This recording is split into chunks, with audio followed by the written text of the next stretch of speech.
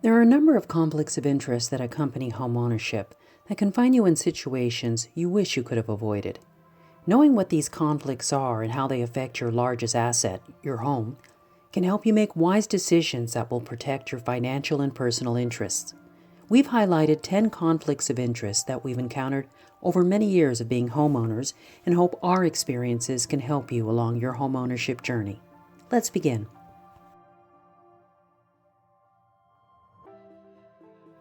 Conflict number 1. Traditional plumbing methods versus non-invasive plumbing technology.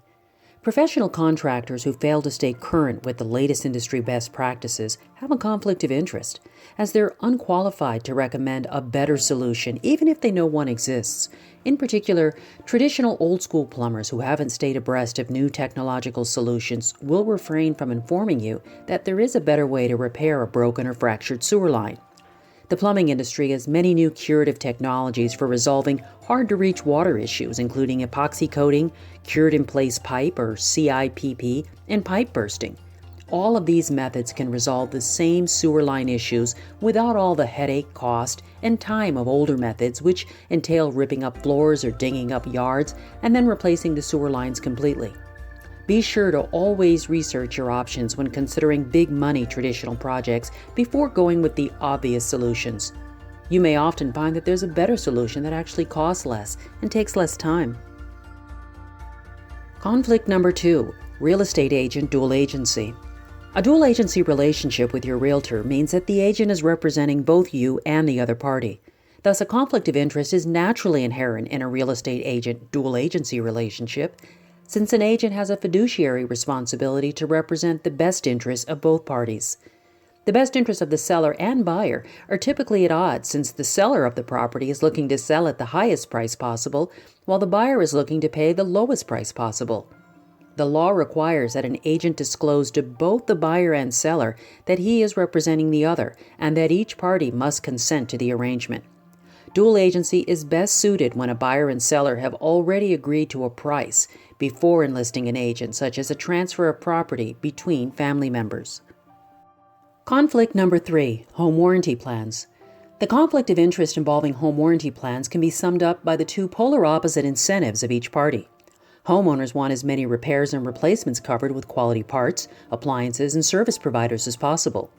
Home warranty companies, on the other hand, want to keep costs low by approving only a narrow set of repairs, relying on lower quality parts, appliances, and service personnel. Since home warranty plans only cover normal wear and tear, any ad hoc damage, such as your child accidentally placing items into a power outlet, resulting into an electrical fiasco, wouldn't be covered.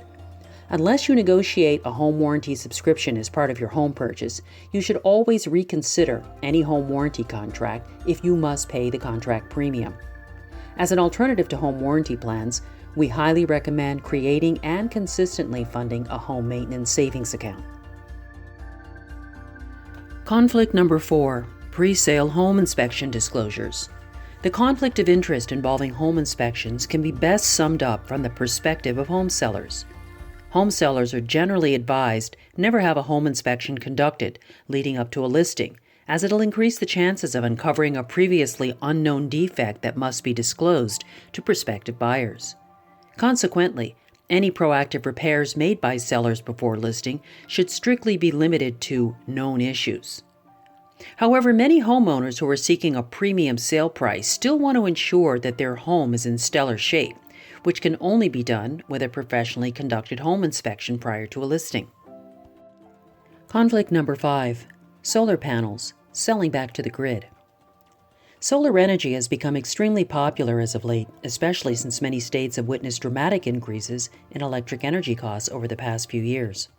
Further, homeowners can create their own solar-powered energy, realizing both savings and income through tax rebates and the ability to sell energy back to their local power companies, a concept known as net energy metering, or NEM. Unfortunately, many jurisdictions have responded to the popularity of NEM programs by reducing their financial outlays to buy solar energy by adjusting terms which are unfavorable to homeowners. California's new state law, NEM 3.0, for example, has changes that will reduce compensation for customers' excess solar energy to almost wholesale prices. increase monthly fixed charges on solar customers and grid access charges, and decrease credits paid to solar panel owners. These changes are having many solar panel owners asking themselves, why bother? Conflict number 6, going through the permit process. Though we strongly recommend that homeowners take a responsible approach to pulling permits, we fully understand and empathize with the underlying fear that reporting a new home improvement project may trigger a reassessment of your home's property value and thus an increase in your property tax. To assuage these concerns, we always recommend conducting research up front to seek confirmation on which project types are unlikely to trigger a reassessment. Unfortunately, the disincentive of higher property taxes can have a negative impact on the cumulative valuation of a community, as homeowners may be less inclined to invest in their properties. Though the primary purpose of permits is to protect homeowners and reduce their liability risks, many homeowners may still be tempted to bypass the process due to the overriding fear of increased property taxes, as well as the negative stigma of inconvenient bureaucracy. Conflict number 7, homeowner perceptions of ADUs. As the proliferation of accessory dwelling units, or ADUs, propagate across the U.S. and into your local community, be aware that you will likely encounter conflicts of interest displayed during the planning process. Most intriguing is that homeowners will view ADUs differently, depending on their immediate situation and understanding of how ADUs are primarily being used. Homeowners who are against ADUs tend to believe that ADUs will be used for affordable housing or for short-term Airbnb rentals, both of which will increase population density and worsen traffic, parking, and noise levels in their immediate communities. This belief largely stems from incentive programs being offered by state and local governments for homeowners to build ADUs as a means to increase the supply of affordable housing. However, many homeowners who are actually taking advantage of these programs are less interested in using their ADUs as affordable rental units, but as income streams at market rates, or housing for their elderly parents. Conflict number 8, professional service referrals. When dealing with home inspectors and insurance assessors, always be on the alert for any unethical or illegal referrals to other service professionals.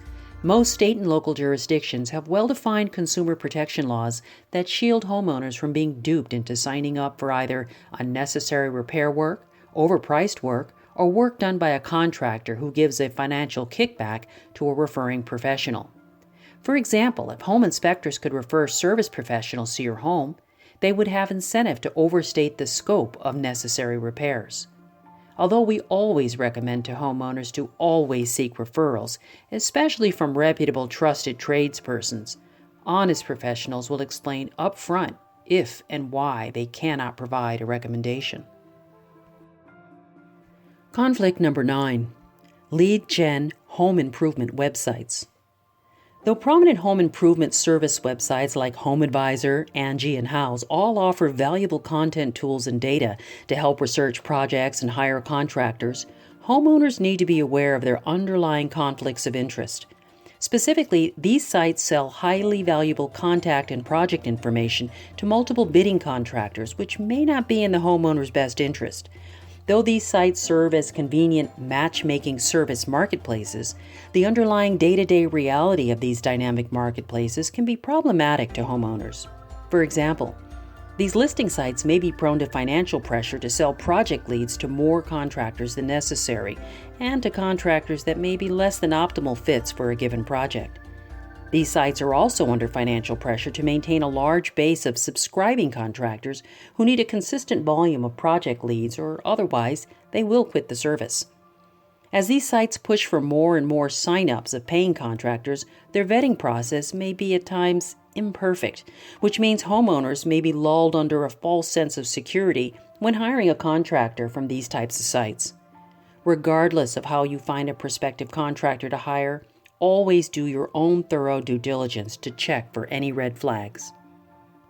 Conflict number 10, why you should never lend your ladder to a contractor. Understandably, homeowners want their home improvement projects to be successful with quality workmanship and in the allotted time and budget agreed upon in the contract. In this quest, we as homeowners may often feel inclined to be helpful to a hired contractor, such as lending tools if the job suddenly requires equipment that the contractor doesn't have on site. Be forewarned, however, that in many jurisdictions, lending that ladder or other tools could cost you your home if there's a related accident or death. In California, for example, homeowners are generally covered by the privet doctrine, a stated legal principle that holds that homeowners and general contractors are not liable for injuries to the employees or subcontractors. However, there are exceptions to the doctrine which can expose a homeowner to liability issues if you don't follow the letter of the law. In short, loaning a piece of defective equipment, not warning a contractor about a hidden danger on your property, or directing a general contractor's employees on the job site can all get you into a legal situation, even if your home is in a private trust. For more information on innovation for homeowners, visit Purgula.com. Thanks for watching.